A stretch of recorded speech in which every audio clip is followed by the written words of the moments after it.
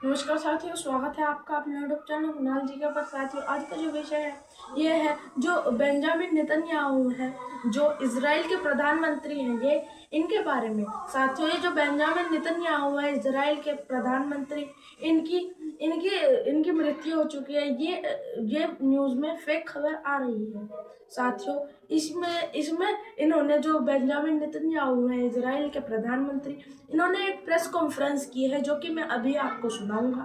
तो इसमें उन्होंने कहा है कि मैं अभी जिंदा हूँ। तो आप इस प्रेस कॉन्फ्रेंस को सुनिए।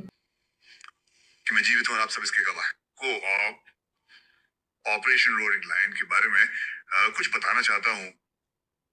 राष्ट्रपति ट्रंप के दूरदर्शी नेतृत्व में अमेरिका और इजराइल ईरान में एक साथ मिलकर बहुत दृढ़ संकल्प और अभूतपूर्व शक्ति के साथ काम कर रहे हैं।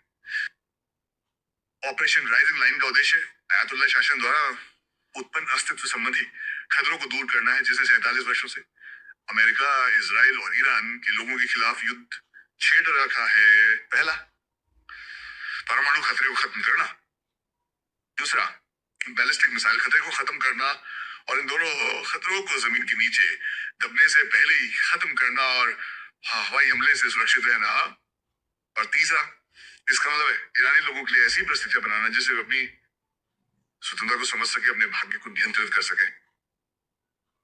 आज अतुल्ला शासन केवल अमेरिका, इजराइल, मोहजल्द मरूमत को बंद करके दुनिया को ब्लैकमेल करने की कोशिश कर रहा है। दुनिया को ये काम नहीं करेगा। इजराइल अपने तरीके से और खुफिया जानकारी और अन्य माध्यमों से टायरन ऑफ द हॉर्मुज जल्द मध्य को खोलने के अमेरिकी प्रयास में मदद कर रहा है। लेकिन मैं आपसे ये पूछना चाहता हूँ कि ईरान के मिसाइल और ड्रोन शस्त्रागार को भारी नुकसान पहुंचा है और उसे नष्ट कर दिया जाएगा। उनके सैकड़ों लॉन्चर नष्ट हो चुके हैं।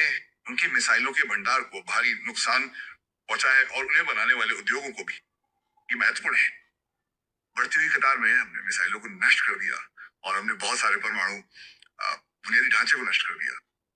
लेकिन अब हम उन कारखानों को नष्ट कर रहे हैं जो इन मिसाइलों और परमाणु हथियारों को बनाने के लिए पुर्जे बनाते हैं, जिन्हें वे बनाने की कोशिश कर रहे हैं।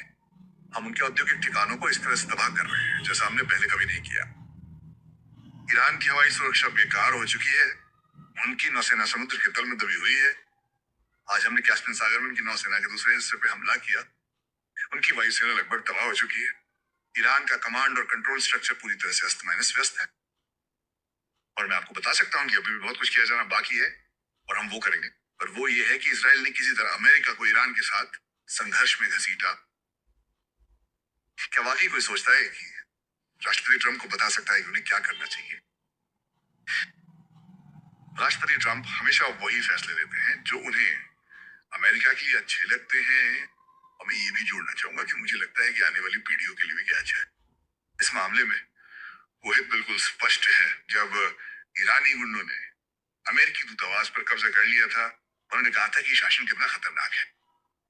अपने पहले कार्यकाल में उन्हें किसी को समझाने की जरूरत नहीं पड़ी। उन्होंने कहा कि ईरान का परमाणु समझौता अब तक का सबसे खराब समझौता था। और वो अपने दूसरे कार्यकाल से पहले जब वो दोबारा चुने गए, उससे बाहर निकल गए। मैं मारा लागू से मिलने गया था। उन्होंने मुझसे सबसे पहले ये कहा, लिब, हमें यह सुनिश्चित करना होगा कि ईरान के पास परमाणु हथियार न हो। उन्होंने मुझसे कहा। मैंने उनसे ये नहीं कहा। उन्हें भी किसी को समझाने की जरूरत नहीं थी। अब उन्होंने ऐसा क्यों कहा? क्योंकि 4 दशक से भी ज्यादा समय से हमारे भविष्य को सुरक्षित रखने के इस प्रयास का नेतृत्व करने के लिए उनका गहरा ऋण है। आज के लिए इतना ही। चैनल को लाइक करें, सब्सक्राइब करें एंड शेयर करें, और जो भी आपके फीडबैक्स रहते हैं कमेंट बॉक्स में टाइप करें। मैं देख रहा हूँ आप में से 70% लोग रोज वीडियो देखते हैं पर वीडियो को लाइक, सब्सक्राइब एंड शेयर नहीं करते। तो जल्दी से जल्दी वीडियो को लाइक, सब्सक्राइब एंड शेयर कर दीजिएगा। Thank you.